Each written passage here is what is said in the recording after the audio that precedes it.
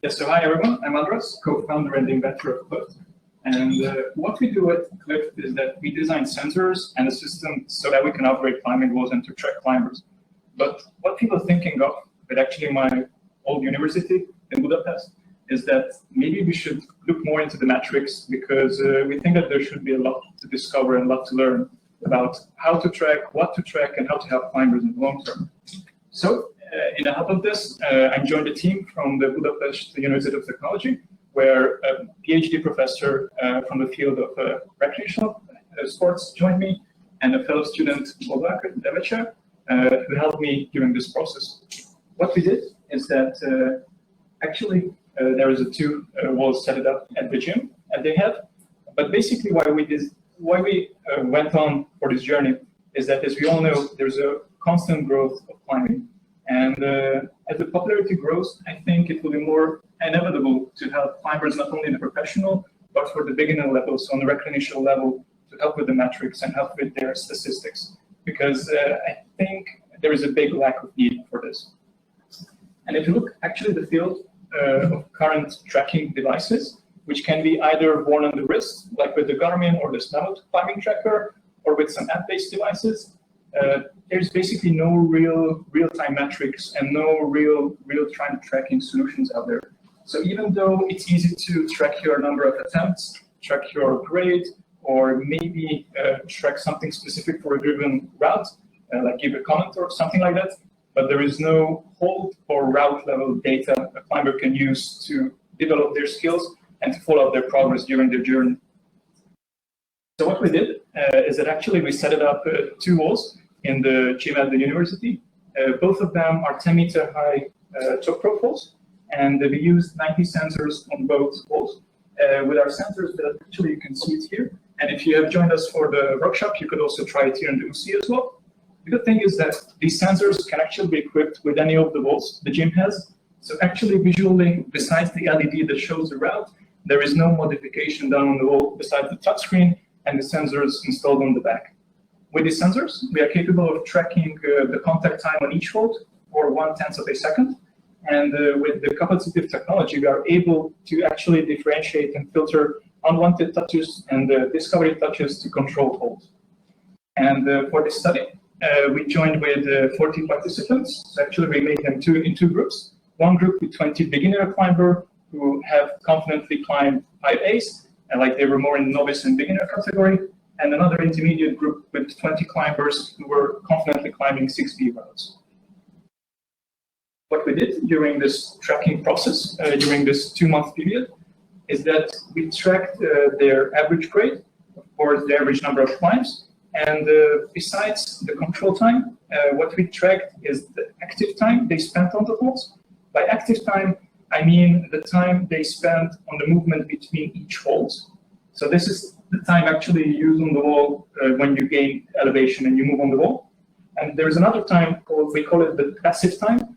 Passive time is the time when you are staying steady on the holds, and it can be like a couple of seconds between each movement. But if you add up for a complete route, it can really help or destroy your endurance during a long rope climb. And altogether, we actually measured the distance of each climb, and based on the complete time and your active time, for each climber, we calculated an average tempo number, so the amount of time it takes them to gain 1 meter of elevation. This tempo number, it's a bit different to like in running or in cycling, but of course, as climbing is not a so strict and not repetitive sport, we used it as on an average level, so like climbers could get some sense of what they were doing on the walls and whatnot.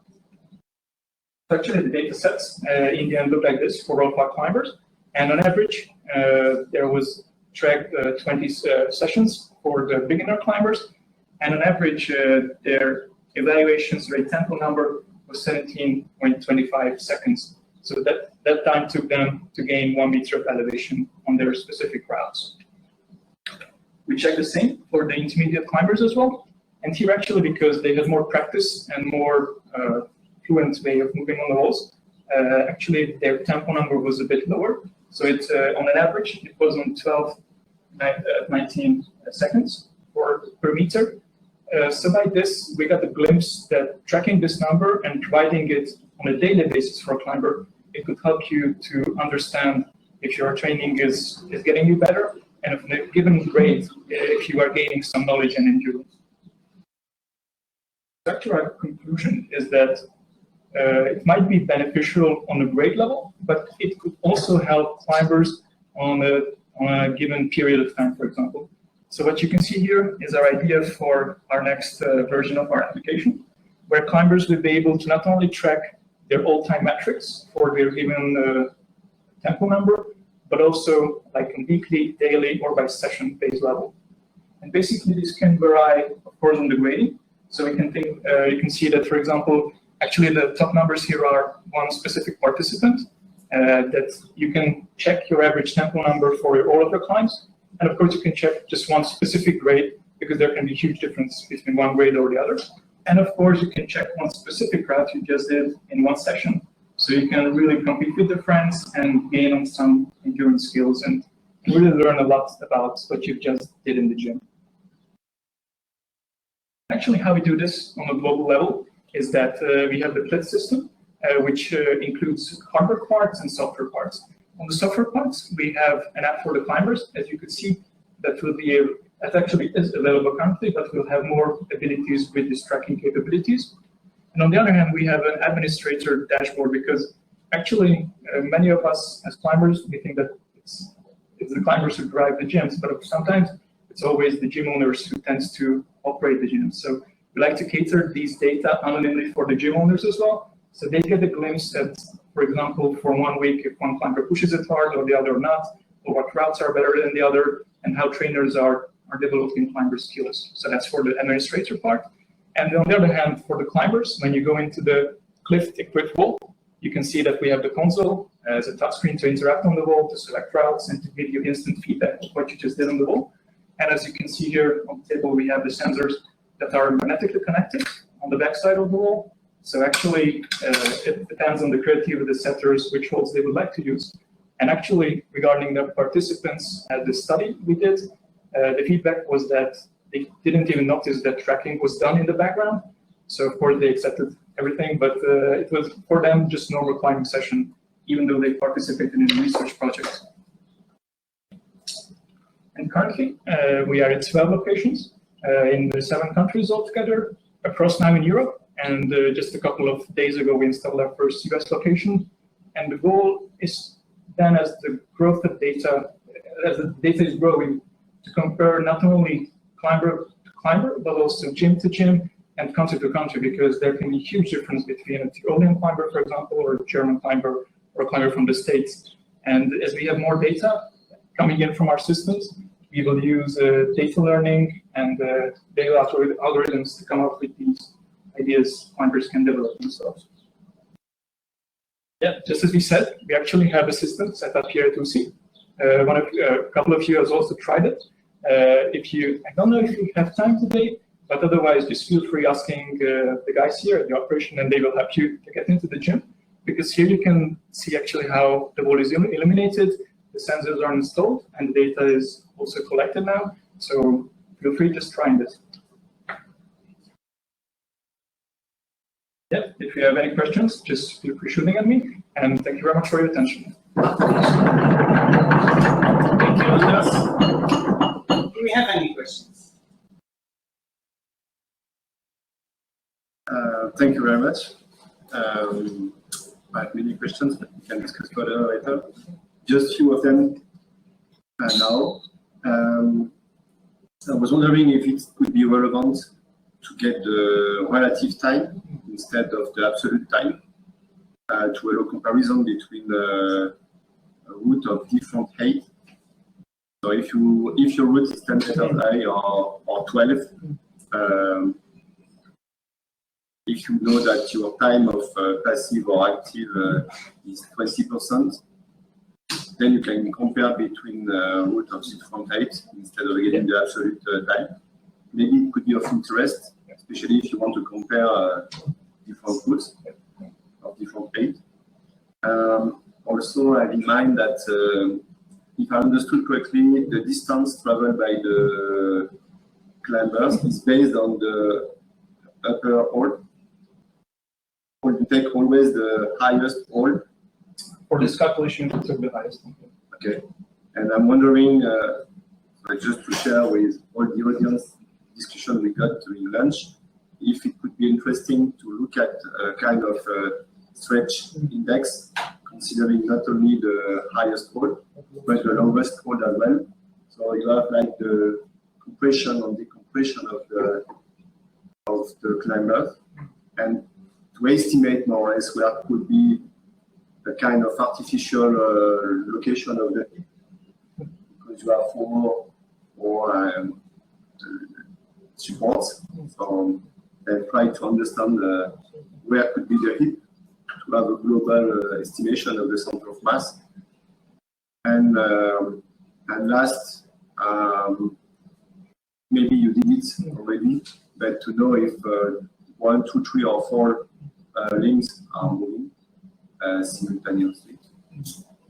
I don't know how you can integrate it in metrics, but probably it could be interesting for the climbers because you can be partially immobile or partially in motion, and maybe a kind of speed threshold can be used to define different range of displacement. I know it's done with the GPS in collective sports, so maybe it could be interesting in, for instance, in speed climbing. Some suggestion.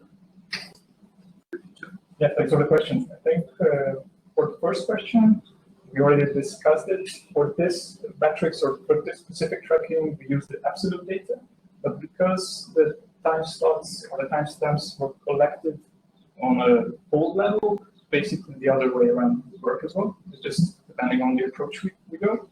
For the second one, actually, I made a note during your presentation that the horizontal and the vertical length of the climber should be tracked and connected to these data as well. And I can imagine having that done, measured on the wall. So actually the software can guide you that, okay, now go proceed to the wall, touch the lowest you can, and grab the highest. So it measures you, and you can measure it on vertical basis as well. And after that, all you do is climbing, but we connect the two data sets. And now, I think from that point, there is no, just software algorithm figuring out where your hit would be. And based on the leaving points from each fold and the time slots compared to each other, we can identify whether it was a partial stationary movement or like two of your limbs moved in together. So actually, I think that would be a possible next step. We might work together. Thanks. Yeah, and for speed climbing, absolutely. And just one more thing for speed climbing is that the sensors we have now are, we call it the omni-channel sensors. So they track like one hole based on the size, but like it's one input source. But we're working on a multi-channel sensor. So with a speed wall, with a speed hold, we can differentiate between each zones. So we can track multiple zones one at a time. Makes sense. You said that we can take a look on the data from climbers from different cities. So you have some set of routes, like set of standardized routes, which all of those trips have to use. No, how we can compare the data is based on the grade the route setters gave. Actually, so the routes which are made on the system are only made currently by the route setters. And each route setter is guided so that they benchmark the grades based on the standard procedure they do. Of course, that doesn't mean that it's the same in one country or the other, but it gives us a quite good estimation of what's going on in one gym or the other. But of course, in one data set we did now, it was one constant hold, so it was the same whole time. Maybe once per, I don't know, some time, you might make a standardized route for some kind of normalization. You may see that I don't know, in Innsbruck they set the routes harder or lighter than in York. Yeah, that's true. And actually, it's true for even the moonboard or the filter problems as well. So there is a big problem there with the platform for grading. So it's hard even for them to benchmark if a climber sets a route on filter in America or the one sets in Innsbruck. It's hard to compare those. But even the layout can be the same. So if they set one route, it can be the same in all locations. With our system, actually, there is no current fixed layout. So it depends on the gym, what layout you choose and whatnot. But basically, if you are climbing on a climber level, if you're climbing in one location or maybe one other in one specific country, the data can, I think, be easily comparable on a climber level. Of course, for us to reach a global data set, it would be a bit harder, but I think we'll figure out a solution. Thanks. One more question, if there is any. Yeah, Dini? Yeah, thanks for this. Another interesting point, it's a little bit hidden in the speed of climbing, but from physiological point of view, it's quite important to see the ratio of work relief. So from the total climbing time, how much you spend on the holds in static phases and how much in dynamic, because it influences the hemodynamic responses and all the physiological responses. So I think it would be easily done in your computation, and it's really an interesting parameter for evaluation. And just to think somewhere in the software, you should distinguish what style it is, because we know that on site style there is much more exploratory movements.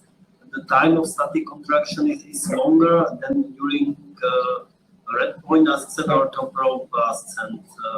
So that's all this. The speed is just very general parameter, which is influenced by many factors. Absolutely, yeah. Well, one thing we are not sure of at the moment is if we include style filters or style values to the metrics, how they decrease or they add to one or the other values that still we need to discover. And I think that how we will discover in another research is to have one specific route, one specific hold, but tracking it in different styles and seeing the effect of each different style, how that differentiates the data and how that makes a difference in the data points.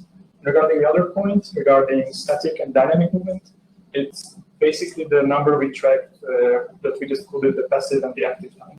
So active time refers to the dynamic time you spend on moving between the each holds by the small amounts added together. And the passive time is the time you spend statically on the holds, but on the route level added on each other together.